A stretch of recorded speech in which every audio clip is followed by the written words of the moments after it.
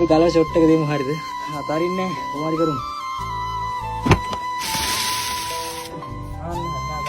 උත්සාහ කරනවා නම් මොනවද කරන්න බැරි කියලා ඔයාලම කමෙන්ට් වලින් දාන්න. ඊයේ දවසේ මහන්සියේ අද දවසේ මහන්සියේ. පොළුවන් නම් මගේ වීඩියෝ එකට ලයික් එකකුත් දාලා ෂෙයා එකකුත් දාන්න හොදේ බලන්න. ඒකෙන් මට මාරම සතුටක් එනවනේ. ආයිබෝවන් වාසනාව. ඊයේ දවසේ නම් මං හිතින් ගොඩක්ම කඩා වැටුණා. හැබැයි මම කඩා වැටුණාට ඔයාලා හිටියා. ඔයාලා කිව්වා මට පුළුවන් දිගටම කරන් යන්න කියලා. ඔයාලා දන්නවද ඔයාලගේ වචනේ පුංචි වචනයක් වුණාට මට මාරම ශක්තියක් වගේ මාරම ධෛර්යයක් ගන්න උදව් කරා. ඔන්න මම නවත්තනවා කිව්වට පස්සේ ගමේ යාළුවෝ දෙන්නෙක් ආවා. ඕක නවත්තන්න එපා. අපි පොඩි උදව්වක් දෙන්නම් අදට විතරක්. මොකද අද යාළුවට ඉන්නවා දවසක්. අර තද ගලට මොනා හරි කරන්න කලින් උඩ තියෙන කුඩු ගල කඩාගෙන ඉන්න එපැයි. අපි එහෙනම් ඒ ගලත් කඩමුකෝ. ඔය ගල කඩනකොට යකඩින්නෙන් ගහනකොට ගල් කෑලි විසික් වෙලා කකුලත් අද පොඩ්ඩක් තුවාල වෙලා. මොකද මේක කුඩු ගලක් වුණාට වීදුරු කෑලි වගේ චූටි ගල් තමයි විසික් වෙලා එන්නේ තුවාල වෙලා. අපේ පැත්තේ නම් ඉතින් වහිනෙක් ගැන කියන්න දෙයක් නැහැ. වැස්සක් පේනමාන එක නැහැ. මං හිතන්නේ වතුර දෙවියෝ වගේ වැහි දෙවියොත් අපිත් එක්ක තරහ වෙලා දුවහෙද.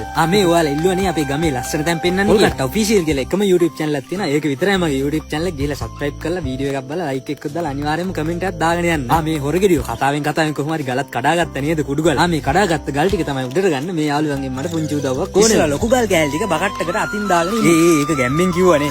ඒක උන් වැඩේ කරන්න ගිහලා අතත් පොඩ්ඩක් ඌවා වුණා. නෑ වැඩේ කියන්නේ ලොකු ගල් කැට සවල්ට එන්නේ නෑ. හරි මල්ලි බකට්ටක් ගන්න උඩට. ඒ වුණාට ඔය මල්ලි මාව ෆලෝ කරලා නෑනේ මං තරහයි හොඳේ.